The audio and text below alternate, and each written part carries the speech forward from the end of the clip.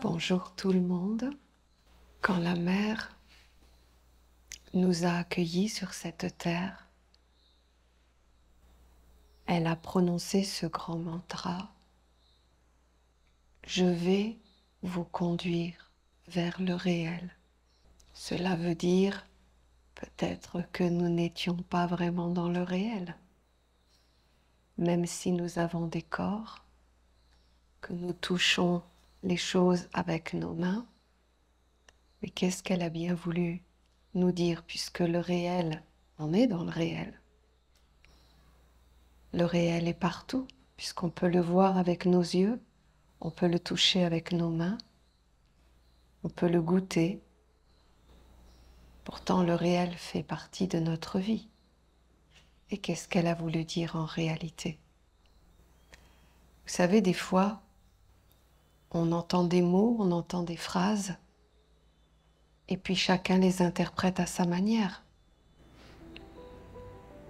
Mais avec le temps, j'ai compris ce qu'elle souhaitait dire. Le réel n'est pas le matériel. Souvent, on confond les choses. On pense que le réel, c'est ce que l'on voit, ce que l'on touche, et ce qui est incarné et à notre portée avec nos sens. Mais en fait, la mère, ce n'était pas tout à fait ça qu'elle voulait dire. Ça, c'est pour nous, cette façon de se conforter à voir les choses d'une façon très matérielle pour fixer à l'intérieur de nous quelque chose de fait, d'existant. Mais la mère, en fait, a voulu nous dire le réel, en réalité, c'est il y a des lois dans la vie. Et tu ne peux pas être dans la réalité de la vie si toi-même, tu ne connais pas tes propres lois à l'intérieur. Et bien sûr, ça a cheminé dans ma tête. Et au final, j'ai vraiment compris que le réel, c'était comment tu vois la vie, comment tu la conçois, comment tu l'interprètes, comment tu lui donnes une valeur. Et au final, le réel, c'est tes convictions. Est-ce qu'elles tiennent la route ou pas? C'est ça. C'est-à-dire, regarde les mécanismes en toi, regarde comment tu interprètes telle chose, comment tu abordes telle chose, comment tu l'accueilles dans ta vie. Et en fait, le réel, c'est ce que ça engendre, ce que ça met comme force, intelligence, nourriture dans ta vie. Et c'est pour cela que je voulais un peu éclaircir cette notion. Ce n'est pas parce que tu touches les choses que c'est le réel de la mère. C'est notre réel à nous, en tant qu'hommes et femmes, avec nos critères extérieurs. Mais le réel de la mère, ce sont des lois. Comme tu abordes la vie, tu es cette personne. Comme tu comprends les choses, tu te nourris de cette compréhension. Et même si ton voisin d'à côté regarde la même chose que toi, n'y voit pas la même chose, n'interprète pas la même chose et se nourrit pas de la même manière, pourtant, le support est le même. Mais on voit bien que la notion du réel est vraiment particulier à chacun. Et ce qui est important de comprendre dans le réel, définitivement, je crois, c'est que nous n'avons pas à être tous les mêmes. Nous n'avons pas à tous se ressembler. Parce que la réalité, elle est à nous. Et en fonction de ce que l'on est, de ce que l'on peut concevoir et de ce que l'on peut réellement appliquer dans sa vie, je dirais que la loi s'applique avec les organes intérieurs qui peuvent appliquer et comprendre la loi en fonction de ce que l'on est. Une pensée comme la douceur, par exemple, va être vécue, interprétée, ressentie de manière différente chez chacun. Et c'est ça la réalité. C'est pas qu'on doit tous aborder la douceur d'après ce qui est dit. La douceur, bien sûr, elle a un champ de vie. Donc il y a une généralité qui peut être transmise. C'est évident. La douceur, on voit ce que c'est, on voit ce que ça amène. Mais c'est le côté matériel des choses. Maintenant, la douceur, quand elle vient dans ta vie à toi, qu'est-ce qu'elle réveille? Qu'est-ce qu'elle anime? Qu'est-ce qu'elle te donne comme nourriture? Est-ce qu'elle est sur des choses qui sont déjà existantes en toi ou pas? Et c'est ça que la mère veut transmettre, c'est que regarde la réalité de ta vie. Si tu prends la douceur dans ta vie, eh bien, et que tu commences à vivre avec, la réalité, c'est ce que ça génère, ce que ça transmet. Et c'est pour ça que je dis que quelque part, je suis à l'inverse un petit peu de tous les protocoles, dans le sens que dans des courants initiatiques, dans des religions, dans des cadres de vie, on dit il faut être comme ça pour devenir cette chose-là. Donc tu dois faire ce qu'il faut faire. Tu dois adopter la philosophie, tu dois adopter la façon de penser, tu dois adopter le comportement et tu deviendras cette chose-là. Oui, c'est vrai, dans une façon matérielle, mais pas dans une façon réelle.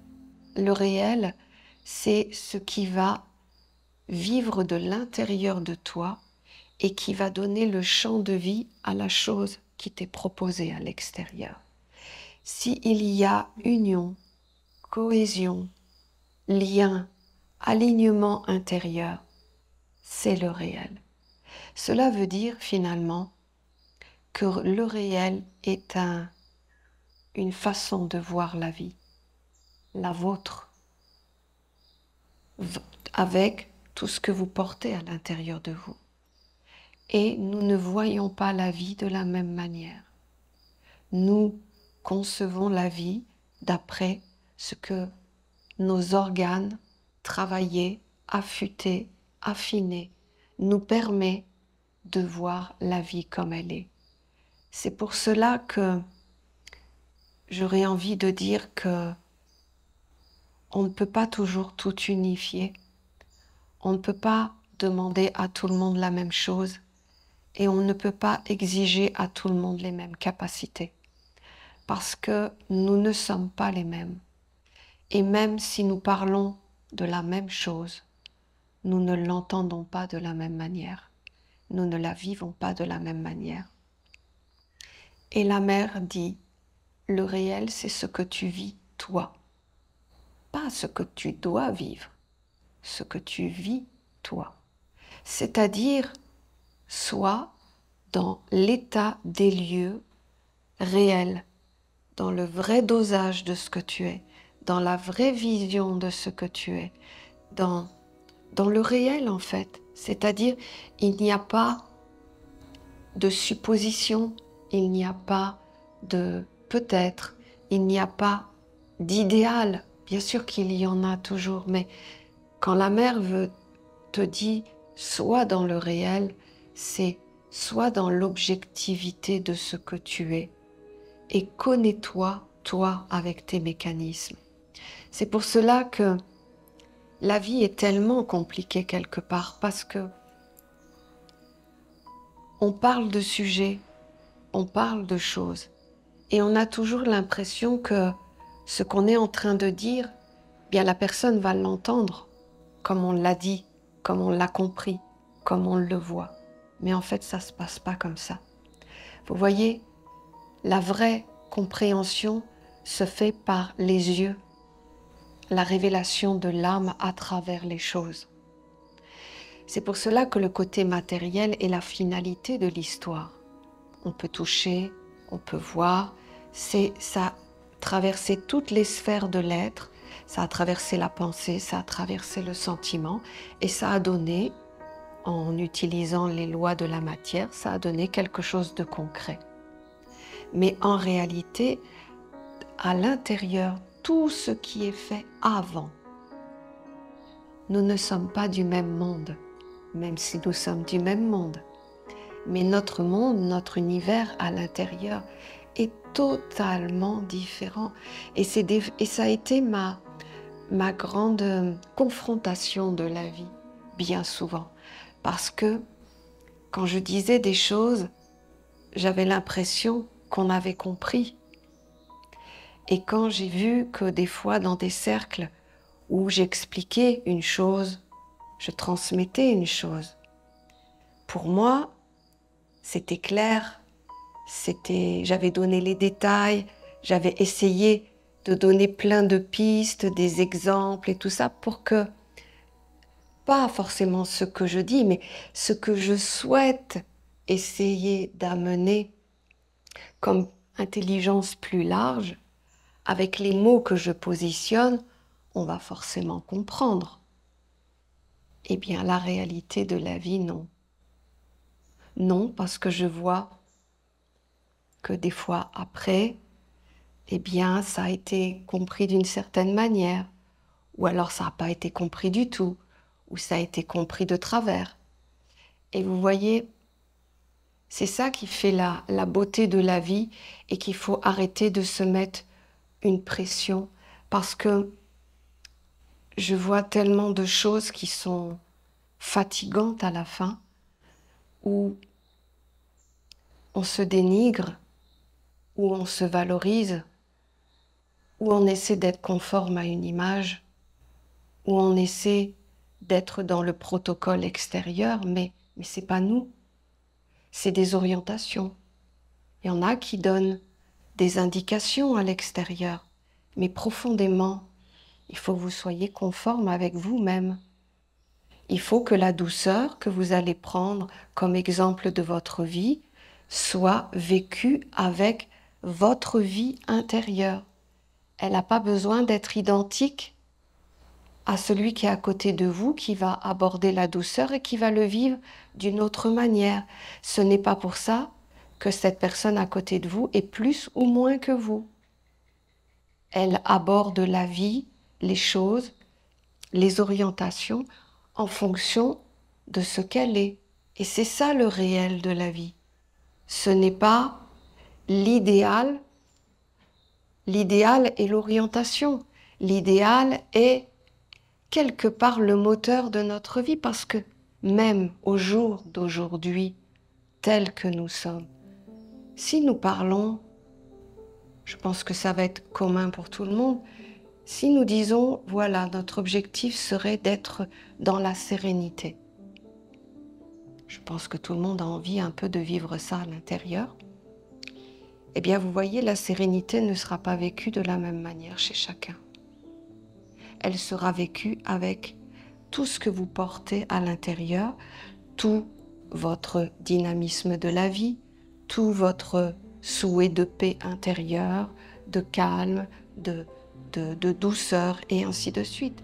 Et cette sérénité se placera dans votre univers à vous. Et la sérénité se placera peut-être ou pas, on ne sait pas, d'une manière différente chez ton voisin. Mais la sérénité restera la sérénité. Simplement, la réalité de la sérénité, c'est celle que toi tu vis, pas celle qui t'est décrite à l'extérieur. Ce qui t'est décrit à l'extérieur est ce qu'on a pu lire de ce que pouvait provoquer cette sérénité. Parce que d'autres sont passés avant toi, d'autres l'ont vécu, d'autres l'ont ressenti et ont transmis ce qu'ils ont vécu. Et c'est vrai aussi qu'on va trouver une similitude, parce que l'être de la sérénité est un monde entier et a une vocation particulière d'amener quelque chose qui apaise tous les mondes à l'intérieur de toi et qui fait que tu peux être dans le goût de la vie totale avec tous tes organes intérieurs. La sérénité, dans sa fonction primordiale, va t'amener ça.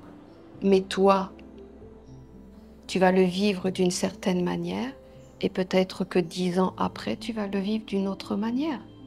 Et c'est ça la réalité de la vie. Ce n'est pas la sérénité telle qu'elle est décrite devant toi et qui dit « comme je la vois, je suis la sérénité ». Non, la sérénité, c'est ce que tu vis à l'intérieur et c'est ce qui fait de toi définitivement l'être unique qui n'est semblable à personne d'autre.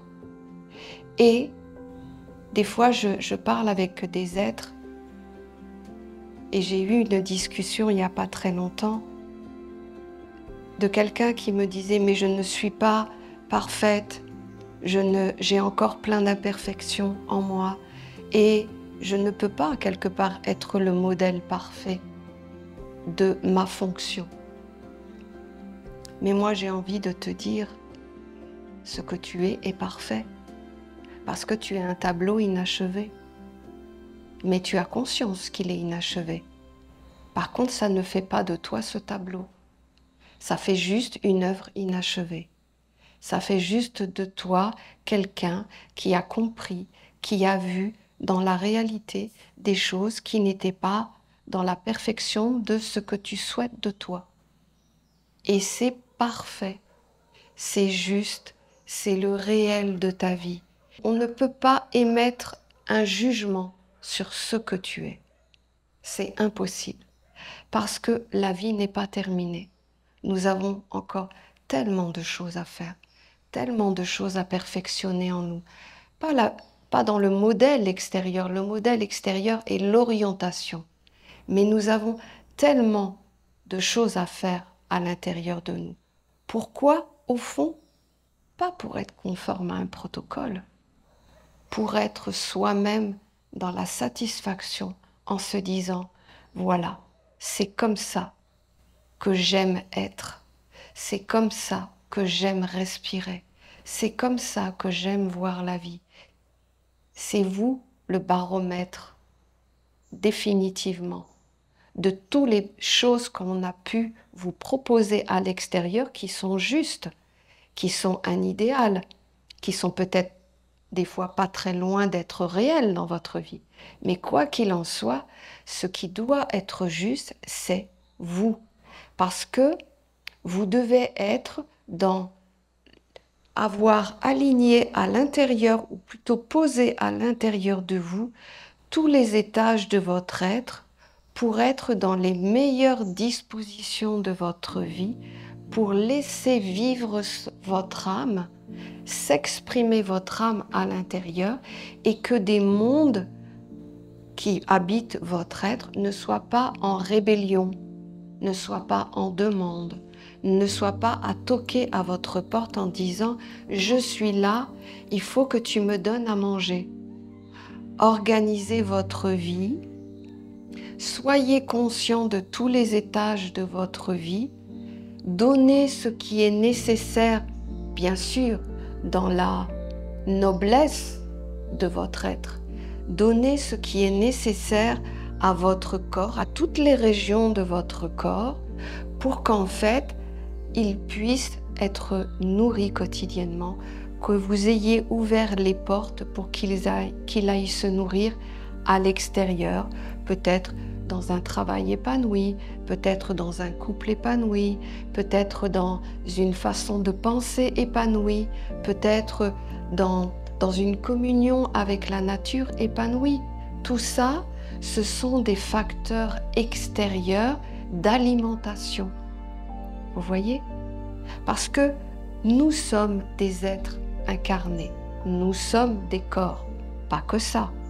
Ce corps a sa raison d'être et doit avoir la nourriture qu'il a besoin pour vivre sur la terre.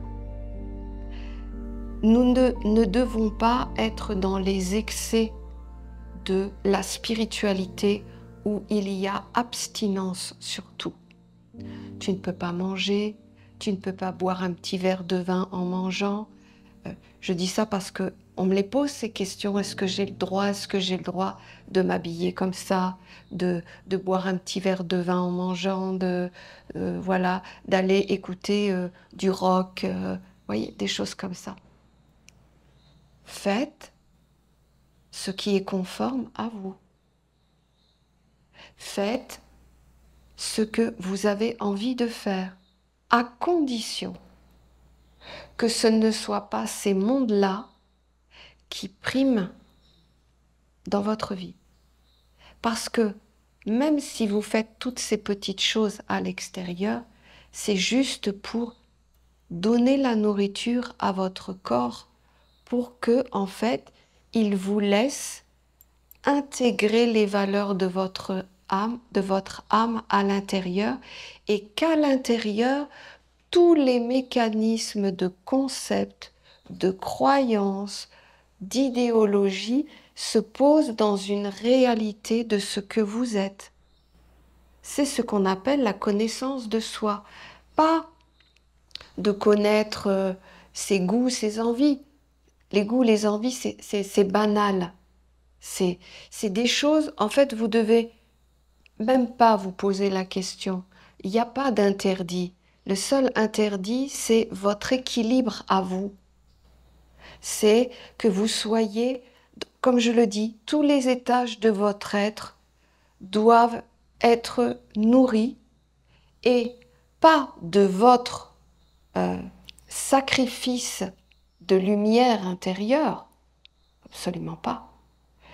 Ça se trouve à la périphérie de vous et vous devez aller trouver les éléments à l'extérieur de votre vie ou dans une façon de penser, peu importe la nourriture que vous voulez amener, mais l'idée c'est que vous ayez ouvert les portes de façon à ce que ces mondes, en fait, amènent le calme et la sérénité dans votre vie. À ce moment-là, vous n'avez pas tout ce capital que vous devez générer en lumière à l'intérieur de vous à partager avec tous ces mondes qui vous habitent, qui eux finalement sont de matière, sont de constitution de corps, même s'il y a des liens avec la sphère affective, même s'il y a des liens avec la sphère de la pensée et de la volonté, ce sont la gestion des mécanismes. Comme par exemple ça a pu être dit, n'allez pas vous priver des plaisirs de la nourriture, par exemple, parce que on vous a dit qu'il ne faut pas être gourmand. Je veux dire, amenez tout dans l'équilibre. Faites-vous plaisir à manger. Ne soyez pas dans les excès. Ne soyez pas esclave. Ne soyez pas à vous fermer les portes à des choses que le goût de la vie vous pousse à vouloir faire ou manger. Quand je parle de ça, je parle de tous les étages du corps. Faites en sorte d'être dans le réel, c'est-à-dire soyez objectif de ce que vous avez besoin pour finalement avoir la paix, dans le sens être dans le principal de votre vie, c'est-à-dire ouvrir tout ce qui est des valeurs subtiles à l'intérieur de vous pour accueillir ce qui va donner sens à votre vie. Votre corps ne donne pas sens à votre vie. Il doit juste être protégé, organisé, équilibré et mis dans la sérénité, dans le calme. Et c'est la vie. Et vous voyez que tout ce qui vous embête dans la vie, tout ce qui vous complique dans la vie, viennent du corps et pas forcément de l'intérieur. Parce que l'intérieur, si vous êtes calme, regardez, vous n'avez pas faim, vous n'êtes pas en manque d'affection, vous n'êtes pas en manque de créativité. Tout ça est posé dans votre vie. Vous savez où vous allez, vous savez où vous nourrir, et en fait, tout est calme. Eh bien, toute la concentration est pour faire grandir les valeurs qui sont à l'intérieur de nous. et de s'ouvrir justement à toutes ces grandes valeurs de la vie. Et vous voyez le sens de la vie. Aujourd'hui, pour nous, hommes et femmes, c'est-à-dire à partir du moment où on a conscience que nous sommes au cycle de l'incarnation de l'homme et de la femme, de l'incarnation tout court.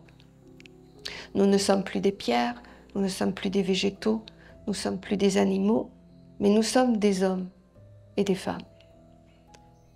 Ces règnes, ces végétaux, ces minéraux et ces animaux vivent en nous.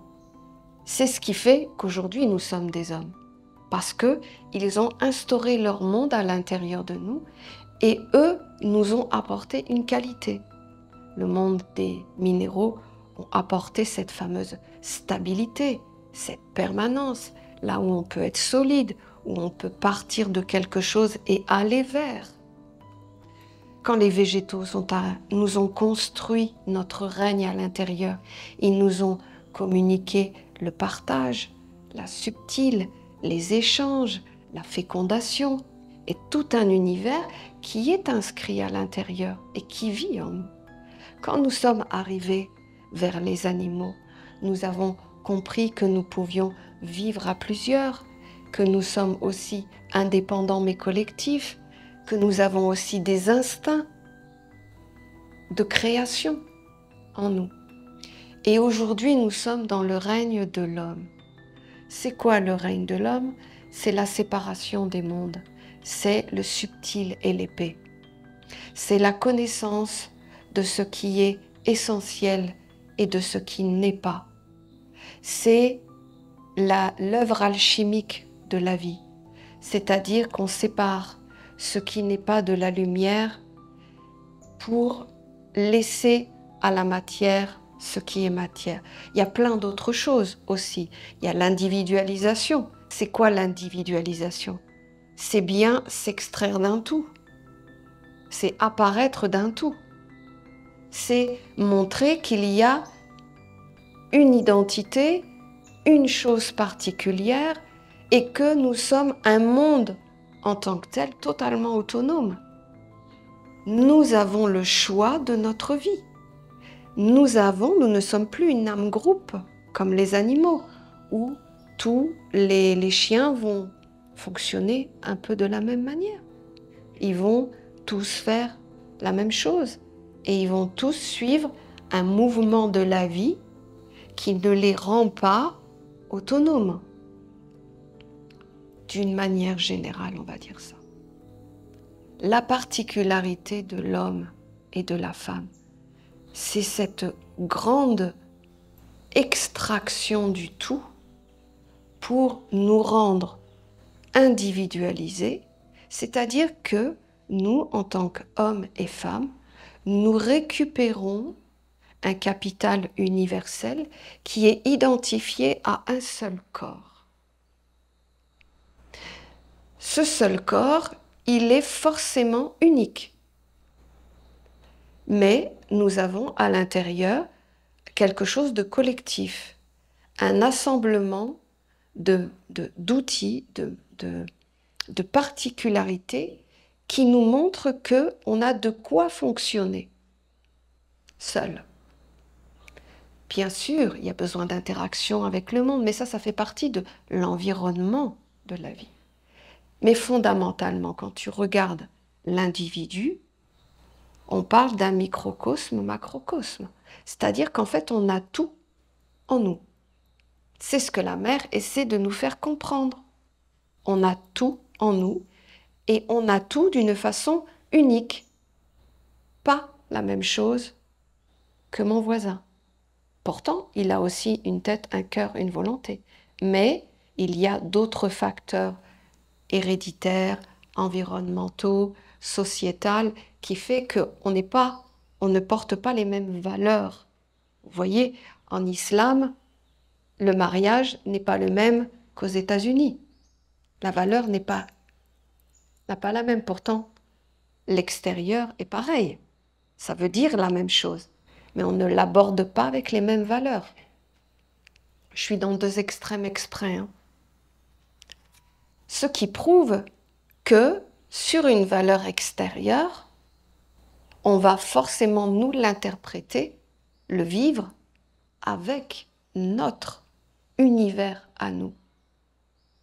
Et c'est en fait là où je veux vraiment en venir, c'est que je veux vraiment être dans cette idée que on n'est pas une masse collective. On peut l'être si nous le décidons, dans le sens que individuellement, nous sommes un pouvoir créateur, un ensemenceur, un validateur de monde, une réalité de concept. On est tout un univers à l'intérieur. Mais avant tout, nous sommes uniques. Et avant tout, nous sommes une âme. Bien sûr, je l'ai dit. Mais une âme, c'est quoi? C'est ton grand tout. C'est-à-dire, tu as été une pierre, un végétal, un animal. Aujourd'hui, tu es un homme. Tu es un homme ou une femme depuis combien de temps? Quel est ton parcours de compréhension de la vie? À quel degré es-tu dans la sagesse des mondes? Ça n'appartient à personne de dire tu n'es pas dans la vraie sagesse, tu n'es pas dans la vraie douceur. Non, elle est à vous et elle vous appartient. Et elle n'est pas dans le jugement, dans le dosage, dans la note. Vous devez assumer, reconnaître et regarder la réalité de ce que vous êtes. Et vous n'êtes pas moins que celui qui va mieux parler que toi. Tu es avant tout toi, avec ton parcours de vie. Et on n'a pas besoin d'être les mêmes. On a juste besoin d'avoir une orientation commune. Et c'est ce qui fait, dans ce que je voulais vous dire tout à l'heure, on a le choix de devenir une collectivité, de devenir une âme groupe, de devenir un égrégore. Mais c'est notre choix de vouloir nous unir avec des êtres qui ont une vision quasiment identique à la nôtre. Mais c'est un choix. Ce n'est pas une imposition d'une idéologie qui te dit « tu dois être comme ça, tu ne peux pas manger ça, tu ne peux pas t'habiller comme ça, tu ne peux pas penser comme ça, tu ne peux pas, tu ne peux pas ». Non, il n'y a que toi qui sais si tu peux ou si tu ne peux pas.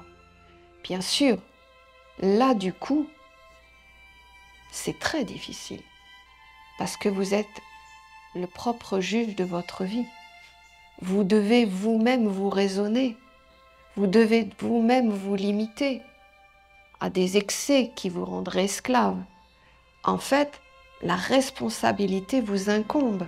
Du coup, ce qui, en apparence, est super génial quand on dit on est autonome et on peut faire ce qu'on veut faire, mais en réalité, la responsabilité et la réalité de la vie est bien plus difficile, en réalité, parce que ça nécessite une vraie analyse de ce que l'on est, une vraie réalité de ce qu'on peut et ce qu'on ne peut pas, d'une vraie réalité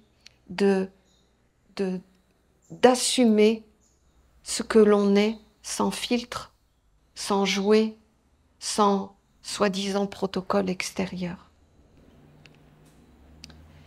Et voilà le but de la vie, puisque j'ai un petit peu dévié. Le but de la vie finalement en tant qu'être humain, c'est de se dématérialiser. Je m'explique. Pas de partir dans des mondes, d'utiliser notre corps pour donner de la réalité magnétique, subtile, énergétique et tout ce qu'on peut dire à des vertus. C'est-à-dire, je donne un exemple. Tu as un corps, tu as tout pour fonctionner en tant que corps, vous l'avez compris. Mais le but, c'est quand même de donner plus de valeur à une intelligence supérieure, pas à la réalité de la vie. Qu'est-ce qui est le plus important? C'est que notre être se mette en mouvement, par exemple, pour incarner encore plus ce qui n'est pas matériel. L'ange de la douceur. Regardez. Si tu poses tous tes mondes qui habitent ton contenant, en fait, tu as beaucoup moins de travail. C'est-à-dire, tu es plus disponible. Qu'est-ce que toi, tu dois faire?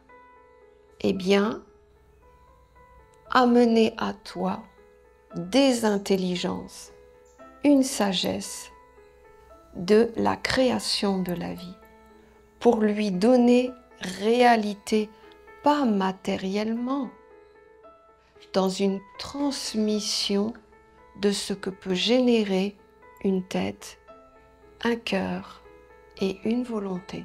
Qu'est-ce que ça fait? Eh bien, plus tu utilises de la matière avec de nobles vertus qui viennent d'une intelligence supérieure, plus tu programmes pour l'avenir des têtes, des cœurs et des volontés qui sont affinées, affûtées dans la subtilité des mondes qui sera transmis à nos congénères. Pourquoi aujourd'hui nous avons un mental comme celui-là? Ça ne vient pas de nous, bien sûr que nous travaillons, mais d'emblée, nous avons des capacités que nos ancêtres, il y a 200, 1000 ans en arrière, n'avaient pas. Pourquoi aujourd'hui on l'a? Eh bien parce que ces êtres ont attrapé des pensées plus intelligentes, plus sages, plus grandes, qui amenaient une ouverture d'esprit sur les choses, qui augmentaient le potentiel basique qu'ils avaient à l'époque vers une extension de conscience qui façonnait l'organe qui est le mental à s'agrandir dans ses connaissances, dans son fonctionnement, dans sa manière d'interpréter les choses, dans des concepts qui pouvaient être plus larges que ce qu'on lui apprenait sur le moment. Et c'est ce qui fait que l'humanité de demain s'ennoblira ou pas. Soit l'humanité de demain par des êtres qui ont justement compris que le but est d'accueillir des vertus des mondes qui sont d'une intelligence plus large que l'incarnation, ou alors on nous confirme à rester dans une boîte de réflexion où tu dois juste penser comme ça, comme ça, comme ça, comme ça. Tu as le droit de penser à autre chose, mais tu n'y mets pas d'intention. Tu as juste le droit d'y penser comme ça. Un jour, je serai riche. Voyez, un jour, je serai riche. Bah, tu as le droit de fantasmer, tu as le droit de rêver. Mais en fait, tu vas te limiter à ça. Tu ne vas pas accueillir une intelligence supérieure qui va te montrer qu'en réalité, la richesse, elle est en toi. Et qu'en fonction de ta façon de penser, de sentir et d'agir, si tu es quelqu'un d'ouverture d'esprit, de dynamisme, où tu n'es pas bloqué dans tes concepts, eh bien oui, tu peux attirer à toi l'être de la richesse. Mais ce n'est pas en restant à penser dans un mécanisme bien fermé.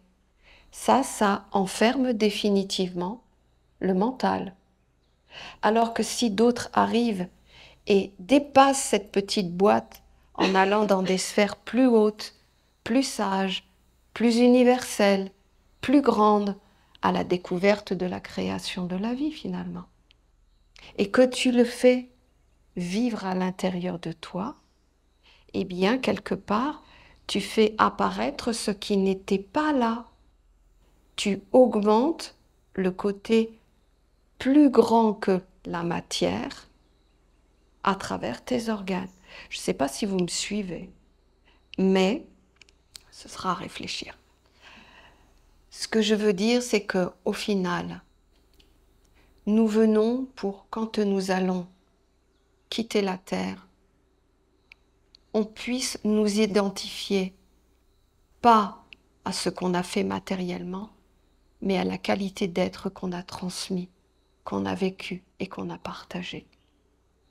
Moi, j'ai toujours été très impressionnée quand une personne partait. Alors, je ne parle pas que c'est le but de la vie, de vivre pour ça.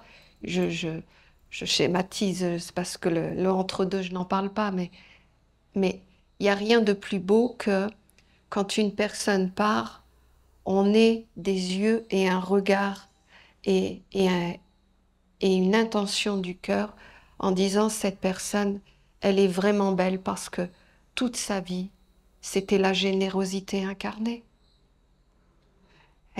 Elle transmettait la générosité. Quand elle regardait les gens, elle avait toujours envie de les aider. Ce n'est même plus quelque part son nom, presque même son sexe, si c'est un homme ou une femme. Ce qu'on retient d'elle, c'est ce qui était immatériel. La vertu de la générosité qui s'incarnait, qui se voyait à travers toutes les œuvres qu'elle faisait dans sa vie, à travers les paroles qu'elle prononçait, à travers le regard aimant qu'elle donnait. Et c'est ça qui fait de la personne la vraie beauté de ce qu'elle est. Les choses extérieures sont des supports qui permettent de révéler la beauté et la qualité de l'être et le côté unique de l'être. Mais n'empêche que si on arrive à la fin de notre vie et qu'on laisse comme trace de notre existence une vertu, une qualité, un rayonnement, c'est quand même, ça restera beaucoup plus impacté dans la génération qu'un nom ou une activité. Parce que, est-ce que vous vous souvenez de vos arrière-grands-parents ou arrière-arrière-grands-parents? Non, pas beaucoup. On se souvient encore de nos grands-parents et éventuellement arrière-grands-parents. Mais après, on ne se souvient pas de notre lignée. Par contre, si vos parents et grands-parents vous ont dit « mais dans notre lignée, on était dans la valeur de, je ne sais pas, par exemple, la générosité. Nos arrière-grands-parents portaient la générosité et c'était l'emblème de la famille. C'était pas le nom de la personne qui comptait, c'était la valeur qui était transmise. Si c'était la générosité dans mes ancêtres et à travers mes arrière-grands-parents, il y a encore eu ça, et à travers mes grands-parents, il y avait encore ça, et mes parents m'ont aussi éduqué à être un être de générosité, que c'était quelque chose d'important, qu'il fallait le faire. Eh bien, vous voyez ce qui reste de cette lignée, pas des noms d'hommes et de femmes, mais la valeur qui était transmise. Et c'est ça que je veux vous dire, c'est que finalement, on doit faire place avant tout à ce qui est immatériel, la valeur. C'est ça qui reste, c'est ça qui est transmis, et c'est ça qui a grandi et qui a développé l'être. Ce qui reste de noblesse, c'est-à-dire la valeur qui a été accueillie dans une famille, dans un corps, et cette famille a dit, pour nous, on va tout faire dans notre vie, on va vivre, on va faire nos familles, notre travail, on va faire tout ce qu'on a à faire pour vivre dans la matière. Mais notre ligne de conduite commune va être, on va toujours être dans la générosité, on va toujours avoir une pensée pour l'autre, on va toujours faire une action, on va toujours être là pour une personne, on va partager de notre richesse parce que nous estimons que nous sommes chanceux et que le partage est le bien commun. Et tu vois, c'est ça qui reste, c'est l'immatériel dans notre vie. Et c'est pour ça que je voulais au final vous dire que votre vie liée à votre incarnation. Ne vous prenez pas la tête dans le sens que la perfection n'existe pas et qu'il n'y a pas de comparaison. Je sais que le monde nous dit que le modèle parfait, c'est ça. Faire 50 kilos, avoir tant sur son compte en banque et avoir le plus bel homme ou la plus belle femme de sa vie et d'avoir des enfants les plus éduqués. Je veux dire, c'est le modèle. Et à la rigueur, c'est pas plus grave que ça. Des fois, on a besoin de modèles. Mais je pense que si on veut être dans le réel de la vie, c'est qu'on doit ouvrir son intelligence à la réalité des lois de la vie. La réalité des lois de la vie, c'est que nous sommes uniques, des individualités uniques. Nous ne sommes pas les mêmes. Nous ne sommes pas construits de la même manière. Nous ne portons pas le même monde. Nous n'avons pas la même vocation de vie. Un va vouloir apporter la droiture, l'autre va vouloir apporter l'amour. Et c'est correct. Et ça ne se discute pas. Ça concerne uniquement l'univers que vous êtes, vous. Est-ce que vous êtes conforme à un idéal parfait qui est décrit devant vous, qui est même souhaité pour vous? Eh bien, regardez juste vous, ce que vous êtes, et cet idéal, gardez-le comme une image un jour que vous atteindrez. Est-ce que c'est dans cette vie? Tant mieux. Et si c'est dans une autre, c'est bien aussi. Mais quoi qu'il en soit, il ne faut pas être ce que nous ne sommes pas. On n'est pas des protocoles, on a cette qualité unique d'être des individualités. Donc, votre univers, vous devez vous le réapproprier, mais pour cela, il faut changer certains mécanismes. Déjà, une des choses que j'ai envie de vous dire, assumez-vous comme vous êtes. Il n'y a pas de problème. Bien sûr, le monde va parler de vous. Et alors? Est-ce qu'ils vont vous apporter la sagesse? Non.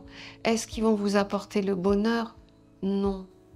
Ce qui est important, c'est que vous, quand vous faites quelque chose, quand vous travaillez quelque chose, quand vous vous mettez des objectifs intérieurs, la personne concernée, ça n'est que vous. Si vous, vous êtes heureux, satisfait de vos actions, de votre pas en avant, oui, dans la satisfaction intérieure d'être conforme à vos valeurs, à ce que vous pouvez faire et à ce que vous croyez juste, eh bien, c'est correct. Voilà. Après, ça, on parle vraiment définitivement d'arrêter cette histoire. Je suis bien, je suis pas bien, je suis pas le modèle parfait. Tu es ce que tu es et c'est parfait. La seule chose, c'est qu'il ne faut pas t'arrêter sur ce que tu es.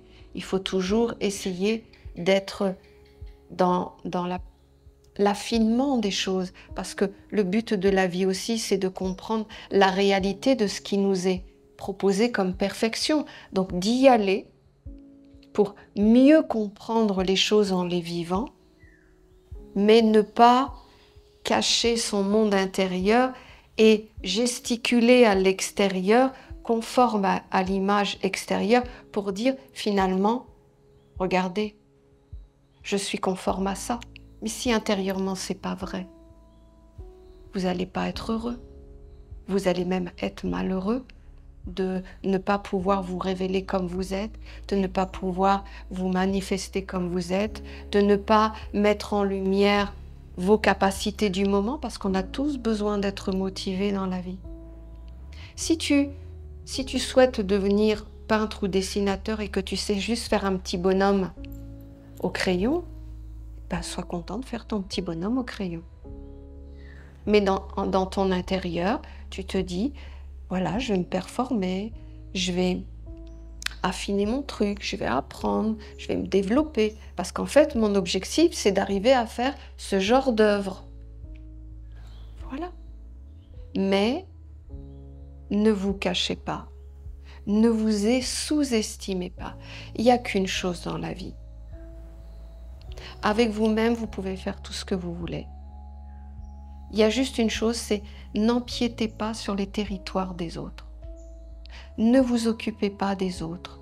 Ne condamnez pas les autres. N'enfermez pas les autres. Laissez les autres faire leur vie. Vous, concentrez-vous sur vous-même, sur vos capacités. Portez un idéal dans votre vie qui est le moteur, la direction vers laquelle vous voulez aller. Et allez-y, allez-y. Soyez à l'image que vous êtes. Si vous voulez être quelqu'un de digne, de noble, eh bien, vous n'avez pas le choix que de le vivre à l'intérieur et de parler avec noblesse, de regarder les choses avec dignité et noblesse. Il ne peut pas y avoir 36 mondes, il n'y en a qu'un. La réalité de ce que l'on est, de ce que l'on fait à l'intérieur, de ce que l'on porte comme concept et comme éducation de vie. C'est pour ça que des fois j'entends « je suis imparfait, un monde supérieur où la mère ne viendra pas me voir ». Mais c'est totalement faux. Regardez la vie, vos enfants quand ils sont petits. Est-ce que vous les jugez? Non. Vous les regardez, et même avec toutes leurs bêtises, leurs imperfections, c'est les plus belles créatures du monde. Vous voyez bien que c'est des concepts de vie. Donc, voilà, allez-y, révélez-vous, soyez unique, soyez pas dans des protocoles et je peux vous assurer que les mondes supérieurs, subtils, savent ce que vous êtes à l'intérieur de vous. Et il n'y aura jamais de jugement. Et de toute façon, l'intelligence des mondes, c'est qu'on ne vous donnera pas des choses que vous ne pouvez pas porter. C'est juste ça. On vous donnera ce que vous pouvez accepter, porter et vivre dans votre vie. Et c'est ce qui fait la réalité de ce que vous êtes. Vous n'êtes pas autre chose. Si on vous dit, si par exemple, vous êtes juste quelqu'un qui savait faire un petit bonhomme, on ne va pas tout de suite vous donner un studio avec des trucs, avec des... Et voilà, en te disant, fais-moi cette œuvre-là. On ne va jamais vous demander ça. Ce n'est pas les vraies lois de la vie. On va juste vous donner les informations, le courage et l'envie de perfectionner votre art, de perfectionner votre être, de modifier certains comportements, d'ajuster certaines attitudes et finalement de vous caler en conformité avec l'objectif que vous voulez atteindre en vous disant ne mettez pas toute l'énergie sur la gestion de votre vie, il n'y a pas de protocole. Bien sûr, il y a des limites, on est d'accord quand même, on ne fait pas mal aux autres, on ne détruit pas et des choses comme ça. Mais je veux dire d'une manière générale, il n'y a pas de protocole parfait. Il y a le protocole que vous devez adopter pour être équilibré, être posé, et ce protocole sera parfait parce qu'il sera le vôtre. Par contre, celui d'à côté n'aura pas besoin des mêmes choses ou ne voudra pas autre chose. Et c'est ça la réalité, c'est ça le réel. C'est pas de toucher forcément, c'est de voir la vie avec ses lois, avec ses mécanismes, regarder là où on est et faire avec ce qu'on a. Et on n'est surtout pas un protocole extérieur. On est avant tout des individualités, un univers entier défini par ce que l'on est et ce que l'on fait, et qu'on n'a pas besoin de ressembler à notre voisin. Voilà, je pense que je vais m'arrêter là. J'avais juste envie d'encourager les êtres qui des fois, on est tous passés par là, et moi-même, je suis passée par là, dans le sens que je me suis énormément flagellée, dans le sens j'étais jamais assez, ce n'était pas la perfection, je voulais plus, mon idéal, je voyais un décalage énorme et voilà, je n'étais jamais satisfaite de moi, finalement. Et, et s'arrêter et se regarder et finalement s'accepter comme on est, eh bien, on est bien plus heureux. Parce que on sait ce qu'on est, on est capable de dire ce que tu dis n'est pas juste, je sais ce que je suis, je sais ce que je vaux, je sais ce que je fais dans ma vie. Ton point de vue est le tien. Moi, mon point de vue est différent. Et à partir du moment où moi, je trouve que je me suis bien posée, je respire mieux en moi, j'arrive à plus réaliser mes projets, que je sais aussi ce que je veux et ce que je ne veux plus, eh bien en fait, je suis plus conforme avec la réalité de la vie. Parce que c'était trop difficile, l'idéal, la comparaison, il y avait un fossé. Et ce fossé fait du mal.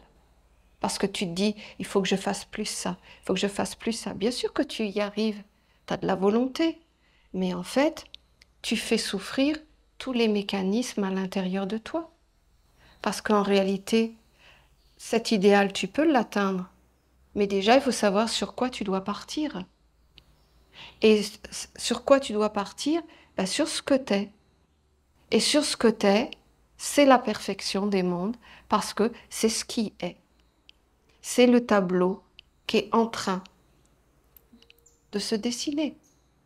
Et personne, personne et personne n'a rien à dire, sauf votre mission avec votre âme peut intervenir et vous secouer pour vous dire, là, tu prends un mauvais chemin, là, tu vas dans les excès, là, tu ne fais pas ce qui devrait être fait.